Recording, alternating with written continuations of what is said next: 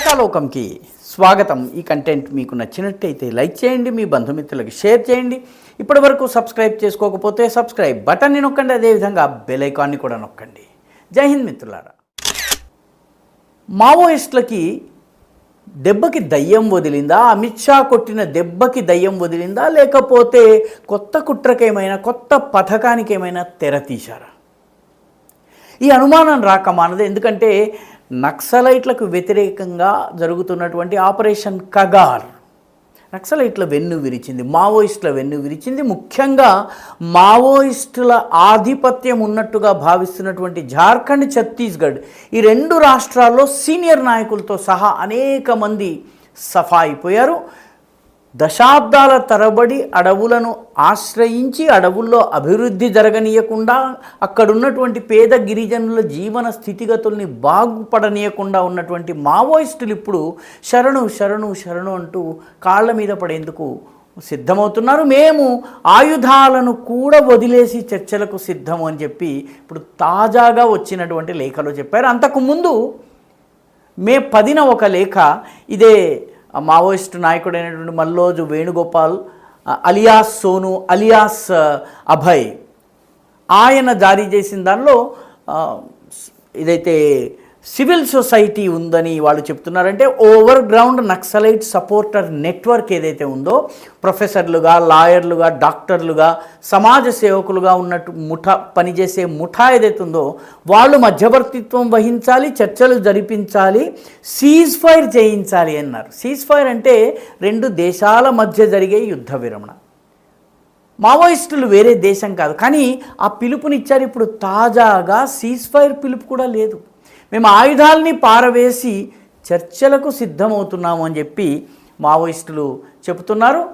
Sonu alias Abhay alias Mallojula Venugopal తాజాగా జారీ చేసినటువంటి 6 పేజీల లేఖ యొక్క సారాంశము ఇదే. దీంతోపాటు ఆయన 8 నిమిషాల 35 సెకండ్ల ఒక ఆడియో కూడా రిలీజ్ చేసి అందులో తాము చేసినటువంటి తప్పులు, ప్రజలకు క్షమాపణలు, మిగతా అన్నీ కూడాను చెప్పుకుంటూ వచ్చారు. ఎందుకంటే సంజాయిషీలు ప్రజలకి కూడా చెప్పుకోవలసిన అవసరం ఉంది. నరమేధం ఏదైతే చేస్తున్నారో దాని విషయం చేస్తున్నారో దాని విషయంలో ప్రజలకు కూడా సంజాయిషీ చెప్పాలి. కాబట్టి ఇవన్నీ చెప్తూ ఒకటి జగదల్పూర్ ప్రాంతంలో అది రిలీజ్ అయింది, వైరల్ అవుతోంది. మొత్తం మీద దాన్ని ఛత్తీస్గఢ్ ప్రభుత్వము పరిశీలిస్తోంది. ఛత్తీస్గఢ్ హోంమంత్రి అయినటువంటి విజయ్ శర్మ మేము ఈ వీడియోల్ని పరిశీలిస్తున్నాము, వీటి నిజానిజాలని వెరిఫై చేస్తున్నాము, ప్రస్తుతమే ఏమీ చెప్పలేమని చెప్పన్నారు. తమాషా ఏంటంటే ఈ మావోయిస్టులను సివిల్ సొసైటీగా బయట ఉన్నటువంటి మానవ హక్కుల ముఠాగా చలామణి అయ్యేవాళ్ళు గాంధీయన్స్ విత్ గన్స్ అన్నారు. గాంధీ గారు గన్ ఎప్పుడు పట్టలేదు, గన్నున్నవాడు గాంధీ కాలేడు. కానీ నక్సలైట్లను, మావోయిస్టులను మాత్రం గాంధీయన్స్ విత్ గన్ అన్నారు.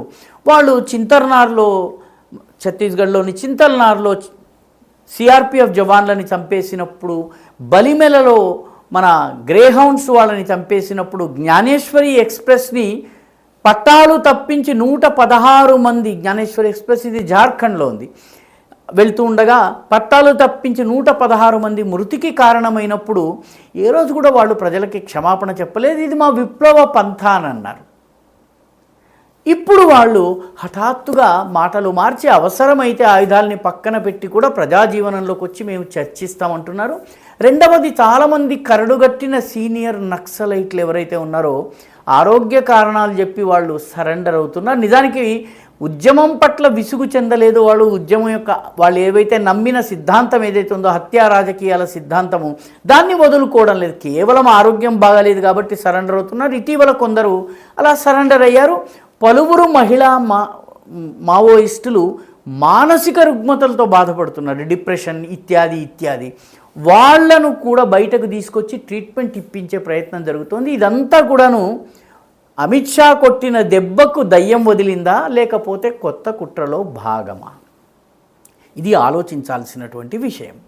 ఎందుకంటే కేంద్ర ప్రభుత్వం చేసినటువంటి 5-6 పనులు మావోయిస్టుల వెన్ను విరిచేశాయి. మొట్టమొదటిది, ఇప్పుడున్నటువంటి కేంద్ర ప్రభుత్వము మావోయిస్టులను పూర్తిగా నిర్మూలించటం ఒక్కటే మార్గమని దృఢంగా నమ్మి ఆ దిశగా పకడ్బందీ ప్రణాళిక వేసి ఓపికగా దాన్ని అమలు చేస్తూ నక్సలైట్ల నిర్మూలనకు పనిచేసేటటువంటి ప్రభుత్వం కేంద్రంలో ఉంది.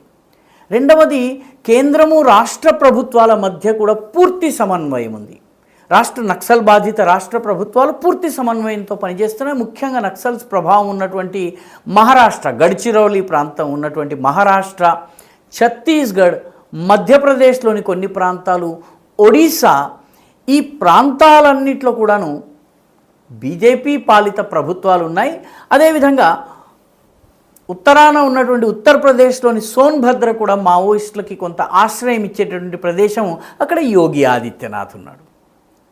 ఇక వాళ్ళకు మిగిలింది జార్ఖండ్ ఒక్కటే. జార్ఖండ్లో ఉన్నటువంటి ప్రభుత్వము బీజేపీకి వ్యతిరేకమైనప్పటికీ మావోయిస్టు శక్తుల్ని అరికట్టే విషయంలో మాత్రం కేంద్ర ప్రభుత్వంతో పూర్తి సమన్వయంతో పనిచేస్తోంది. మూడవ ముఖ్యమైనటువంటిది ఏంటంటే రోడ్ల నిర్మాణము. నక్సల్ ప్రభావిత ప్రాంతాల్లో అనేక దశాబ్దాలుగా అడ్డుకున్నటువంటి రోడ్ల నిర్మాణము, టెలికమ్యూనికేషన్ల వ్యవస్థ ఏర్పాటు, ఇవి మావోయిస్టుల వెన్నువిరి చేశాయి. ఈరోజు గిరిజనులు బయటకు రాగలుగుతున్నారు, పట్టణాలకు వచ్చిన తర్వాత సులువుగా గ్రామాలకు వెళ్ళగలుగుతున్నారు, వాహనాల రాకపోకలు పెరిగినాయి. అదేవిధంగా టెలిఫోన్లు వచ్చిన తర్వాత మావోయిస్టు ఉద్యమం కుప్పకూలిపోయింది. ఎందుకంటే అడవుల్లో ఉన్నవాళ్ళు టెలిఫోన్లు వాడలేరు, శాటిలైట్ ఫోన్స్ వాడినా కూడా పట్టుకునేటటువంటి వ్యవస్థ ఉంది. దీనితో పాటు కేంద్ర ప్రభుత్వము థర్మల్ ఇమేజింగ్ చేసేటటువంటి డ్రోన్స్ని ఉపయోగిస్తోంది. ఆ డ్రోన్స్ ద్వారా మావోయిస్టుల హైడౌట్స్ని అక్కడ ఉన్నటువంటి టెంపరేచరల్ డిఫరెన్షియల్ ఆధారంగా గుర్తించి వాటిపైన టార్గెటెడ్ అటాక్స్ చేస్తోంది.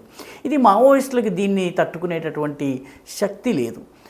నాలుగవ ముఖ్యమైనది, గిరిజనులు ఏ గిరిజనుల కోసం తాము పనిచేస్తున్నామని చెప్తున్నారో ఆ గిరిజనులే అణచివేతకు వ్యతిరేకంగా నడుం కట్టి బయటకు వస్తున్నారు, మావోయిస్టులకు వ్యతిరేకంగా నిలబడుతున్నారు. ఇది మావోయిస్టులు ఊహించని ఎదురు దెబ్బ. గిరిజనులు కూడా ఈరోజు అభివృద్ధిని చూస్తున్నారు, వస్తున్నటువంటి మార్పు చూస్తున్నారు. ఇన్నాళ్ళు మావోయిస్టులు తమని ఏ రకంగా తమ చెరలో ఉంచుకున్నారో గుర్తిస్తున్నారు.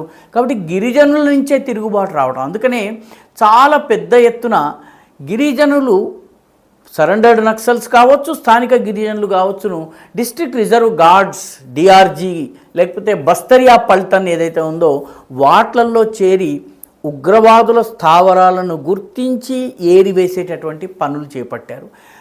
ఐదవ ముఖ్యమైన పని, సరెండర్ చేసినటువంటి నక్సలైట్లు ముఖ్యంగా గిరిజన ప్రాంతాలు, ఛత్తీస్గఢ్, ఒడిశా వంటి ప్రాంతాలకు చెందినటువంటి వాళ్లను పట్టణాలు, నగరాలు, జరుగుతున్నటువంటి అభివృద్ధి, గ్రామీణాభివృద్ధి పథకాలు, వీటన్నిటిని చూపించేటటువంటి విజిట్స్ ఏర్పాటు చేస్తున్నారు. దీంతో తాము తమ ప్రజలకి ఏ అభివృద్ధి రావాలని కోరుకుంటున్నామో అది వస్తున్నది వాళ్ళకి అర్థమవుతోంది. రెండవది, వాళ్ళ రీహాబిలిటేషన్, పునరావాసం చాలా సులువుగా జరుగుతోంది.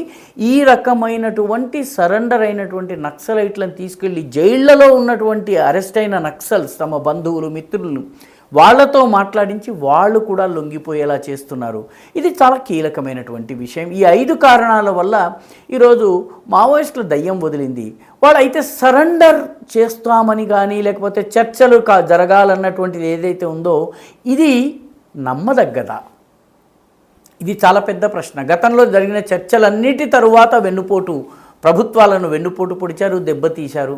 కాబట్టి ఈసారి ప్రభుత్వం దానికి లొంగుతుందా అన్నది ఒక ప్రశ్న. రెండవది, నక్సలైట్లను పూర్తిగా అడవుల నుంచి నిర్మూలించిన పట్టణాలలో యూనివర్సిటీ ప్రొఫెసర్స్గా 2 అంతస్తుల మేడల్లో, 3 అంతస్తుల మేడల్లో అన్ని సదుపాయాలు అనుభవిస్తూ ఉండే ప్రొఫెసర్లు, అడ్వకేట్లు, లాయర్లు, అదేవిధంగా హ్యూమన్ రైట్స్ యాక్టివిస్టుల రూపంలో పడవల వంటి కార్లలో తిరిగేటటువంటి భార్య పేర ఇల్లు, భర్త పేర ఇల్లు రెండింటినీ కలిపి ఒకటిగా చేసుకుని జీవించేటటువంటి పత్రికా రంగంలో ఉన్నటువంటి ప్రముఖులు, వీళ్ళందరూ కూడా ఎప్పటి వరకైతే ఉంటారో అప్పటి వరకు మావోయిజం యొక్క బీజం ఏదైతే ఉందో అది పోదు. కాబట్టి ఈ అర్బన్ నక్సల్స్ ఎవరైతే ఉన్నారో ఈ అర్బన్ నక్సల్స్ వెన్ను విరిచివేయటం కూడా అంతే అవసరము.